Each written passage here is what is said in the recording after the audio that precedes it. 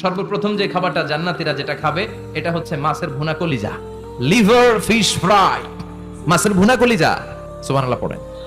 ফেরেশতারা ট্রের মধ্যে কোণে জান্নাতি বিশাল সমুদ্রের মাঝখান থেকে ধরে আনা বড় বড় মাছের কলিজাগুলোরে ভুনা করে করে ফ্রিজ আর ট্রেতে করে জান্নাতীদের সামনে ভেবে দাঁড়িয়ে থাকবে।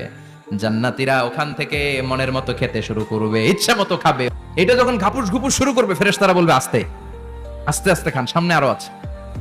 বুফে ডিনারে যারা খেয়েছেন, বাফে ডিনার মানে যেখানে অনেক খাবার দেয়া থাকে, 5 স্টার 7 স্টার হোটেলে কেউ আপনাকে সার্ভ করবে না, আপনার প্লেট নিয়ে আপনি কি খাবেন আপনি জানেন। মাছের ভুনা কলিজার পরে পাখির ভুনা গোশত জান্নাতীদেরকে দেয়া হবে। সুবহানাল্লাহ।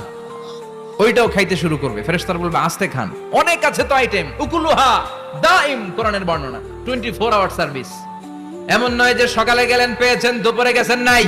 ইচ্ছে মতো অঢেল ফল খাও, কারো মনে চায় 5টা খেতে, কারো 10টা, কোনো না আছে